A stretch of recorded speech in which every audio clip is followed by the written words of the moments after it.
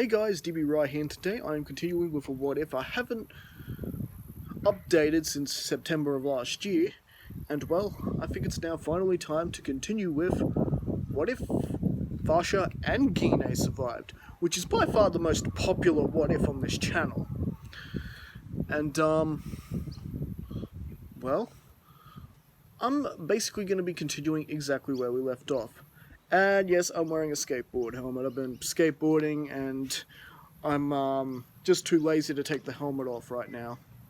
Especially since right after this I'm going to be skateboarding home, so may as well leave it on. Anyways, so when we last left off this story, we just pretty much wrapped up the Saiyan saga with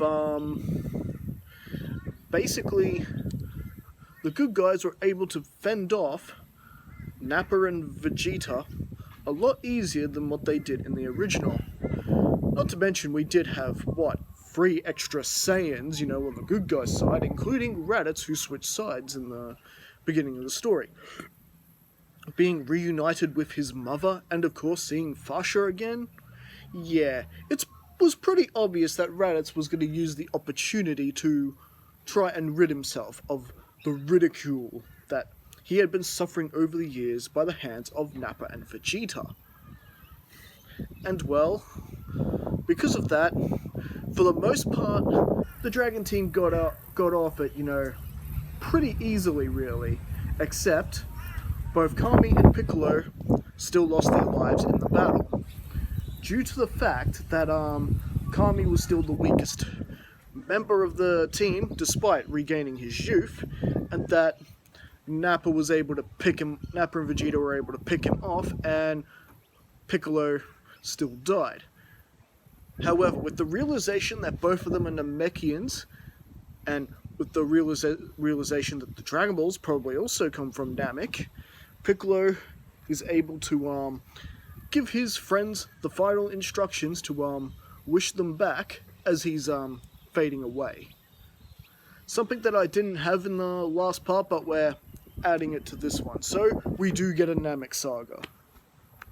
And well, with Vegeta being overpowered by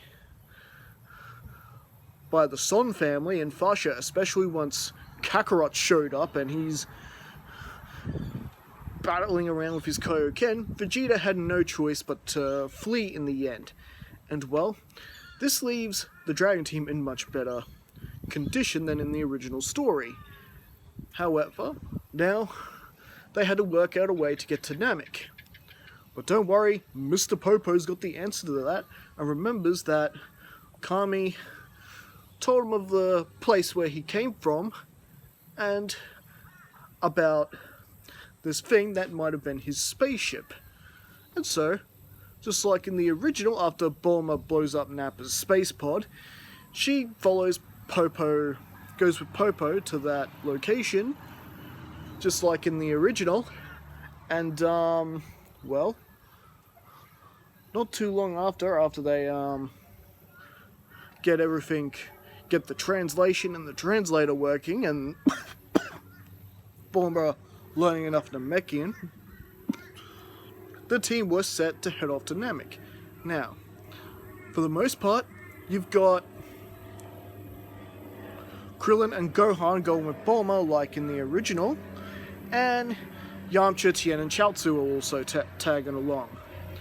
Now, as for our Saiyans, do any of them decide to tag along? Well, Raditz was pretty reluctant to go because, going into space, going out into Frieza territory, with Vegeta escaping, it's no doubt Frieza would probably realizes that Raditz is a full-blown traitor now, and he'd probably get blasted away the first chance either Vegeta or Frieza get. So he's pretty reluctant to go out there. However, this was no time for him to give in to his cowardice and cautious nature.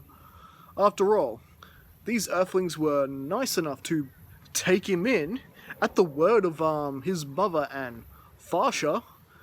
Nah, he's got to step up here. didn't really. He stepped up a little bit during the battle against Nappa and Vegeta, but not that much. He's going to have to do more.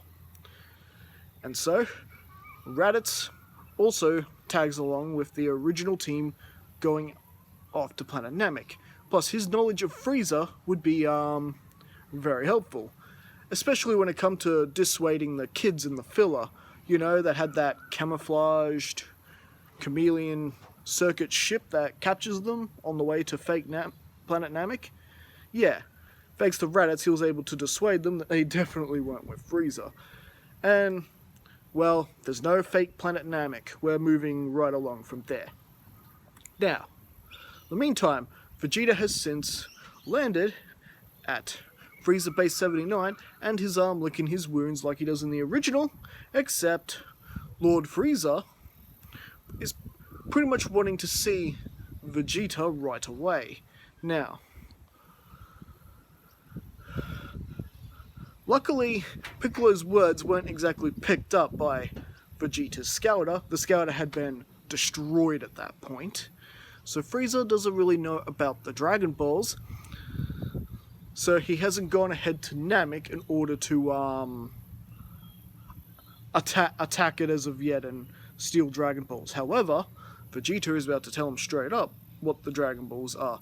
After all, he did hear what Piccolo said, and during the space ride back, he was able to put 2 and 2 together that the Namekian Wish Orbs are probably the same thing as these Dragon Balls on planet Earth. So, he basically informs Frieza, "Oh, we only went to Earth to hunt down that traitor Raditz. He ran off on us. Decided he didn't want to be a part of the Frieza Force anymore." "Oh, really, Vegeta? Is that so? Very well. I hope you at least managed to deal with the traitor." And well, this is where Vegeta informs him that ultimately, no, they didn't. He got bested by another group of Saiyans down there, specifically Raditz's family. And this sends a specific chilling spinal feeling going down Frieza as he remembers who the father of Raditz is. Just remembering that Saiyan that dared to oppose him, that Bardock. But Frieza just quickly regains his composure. "Oh well, never mind all that. Still, give me one reason why I should leave you alive, Prince." And this is where Vegeta tells Frieza about the Dragon Balls and that he knows where he can get them. "Just think about it, Lord Frieza. Everything you ever desired, granted to you by a magical dragon." And well, this is something that Lord Frieza could not refuse. Why rule an empire for one lifetime when he could rule it for all lifetimes? And so, "You've piqued my interest, Monkey. Very well. I will leave you alive for right now. However, Zarbon and Dodoria will accompany you to Namek. Is that okay with you?" Of course, my lord. Whatever you say." Vegeta takes his bow, and Vegeta, along with Dodoria and Zarbon, are on their way to Planet Namek, sorry, in order to bully the Nameks into giving them Dragon Balls for their lordship. "Oh, and Vegeta, no funny business now. I'm not gonna be too far behind you." And well, at this point, Vegeta has no choice but to play along. He could probably power up and take out Dodoria and Zarbon, but no. It's best at the moment he plays his hand close to the chest. I believe that's the terminology for that. Yes. He's got to be very careful. One false move, Vegeta might not be able to take on Dodoria and Zarbon together. However, if he can just stomach working with these two until they get him the Dragon Balls, then Vegeta perhaps can make his move and get that immortality before Lord Frieza and get his revenge on everyone who dare oppose the mighty Prince Vegeta. Ha ha ha ha, I'm Prince Vegeta. So, meanwhile, our heroes have landed on Planet Namek right in time for Vegeta, Zarbon, and Dodoria to also arrive on Namek at the same time where Vegeta would have arrived in the original timeline.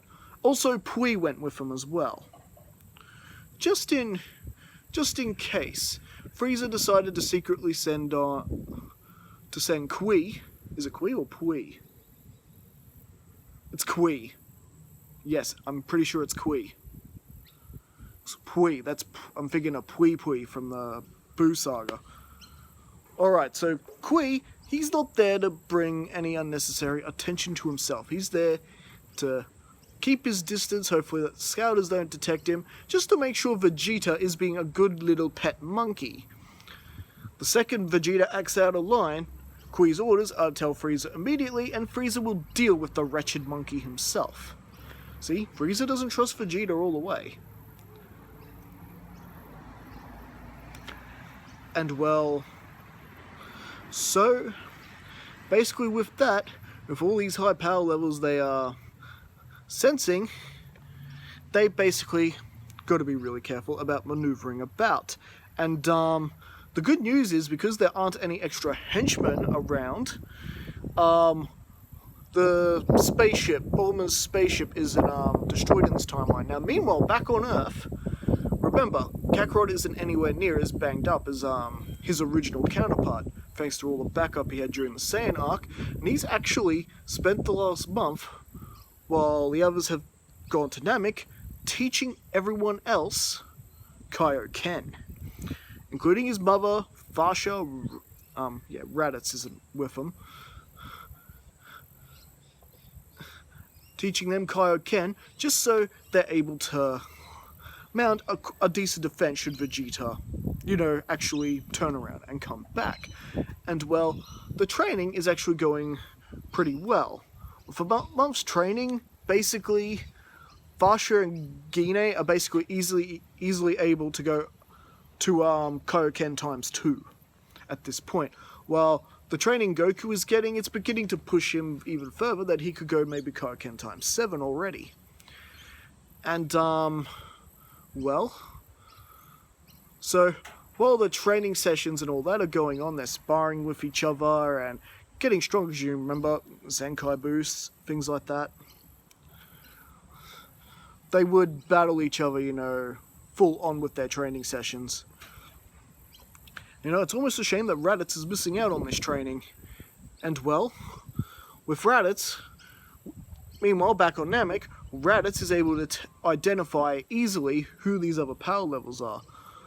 After all, after learning how to sense energy and whatnot, he can identify that it's Zarbon and Dodoria, and they seem to actually pick up Kui as well. Remember, they don't need scouters to detect energy like Zarbon and Dodoria. Vegeta can also sense that Kui's there, because he can sense energy too now, but he's going along with the scouter, he doesn't want Dodoria and Zarbon to know just how much more powerful he has become. So he's playing the weakling defense, even though it really, he could barely stomach it. Poor Vegeta. So, well, essentially, with Raditz tagging along, they decide to slowly maneuver towards one of the Namekian villages. Meanwhile, Bulma is already on the phone, trying to relay a message to Goku that well, Vegeta is on here, he's stronger than what he was on Earth, and that there are two others with him who are about just as powerful as he is, and that it's not looking good for our good guys either way. So basically, Goku, Gine, and Fasha are pretty much packed their bags and are ready to take flight in Namek. Luckily, Kakarot, of all people, prepared for this and had Dr. Briefs prepare another spaceship from his old wrecked space pod. Luckily, there was just enough to salvage to, especially the engine, and with the bigger spacecraft, it's quicker. It'll only get them to Namek in 6 days. So, with that, Fasha, Gine, and Kakarot are on their way, and doing the whole training regimen, going up from 10 times normal gravity and so on and so forth. Fasha and Gine are pretty much handling it pretty well. After all, they were born on Planet Vegeta. Even though it's been a while since they've experienced any change of gravity at all, they're still able to adjust to it a lot easier than what Kakarot has done. And well, sooner or later, yeah. So they're on their way to Namek now, and well, thanks to Frieza not having all his men on Namek this time around, the Earthlings are getting quite the head start of collecting Dragon Balls. Remember, Dragon Raider. And they're able to convince them that they're finding their Dragon Balls from for a noble purpose, and they warn them that Prince Vegeta is down here, and that he is, well, that he's hostile, and that they should get out of the village as soon as they can. And well, essentially they do that. And because they're Nameks, they also know the trick of how to hide their power level and things like that. So Zarbon and the others aren't having any luck detecting the Namekians from that village, so they're pretty much blind now. So at least the Earthlings are able to save quite a few of the Namekians as they're gathering Dragon Balls. And right now, they've got quite the head start on the bad guys. They've got about 3 of the Dragon Balls already. Well, they've been sneaking around, while Vegeta and the others have managed to gather 1 in that time frame. And well, after getting Dende's village evacuated, Dende decided that he would take them to see the eldest Namek Guru, because no doubt he'd have a Dragon Ball too. So they are now on their way to secure their 4th Dragon Ball, and who knows, perhaps Raditz, Gohan, and Krillin will be able to get their full potentials awakened. And well, I think that's where we're going to leave things, at least for now. So what do you guys think? Did you enjoy this part of the story? How are things going to go for our heroes in this story? And you know, who's going to get to Namek first? Will Goku and the others get to Namek first, or will Frieza beat them there? And you know, what's what exactly is going to happen once the bad guys realize that the Earthlings are indeed here? Well, all this and more next time as we continue this story. Alright, catch you later. Don't forget to leave your thoughts in the comments and subscribe to the channel if you haven't already. Catch you later.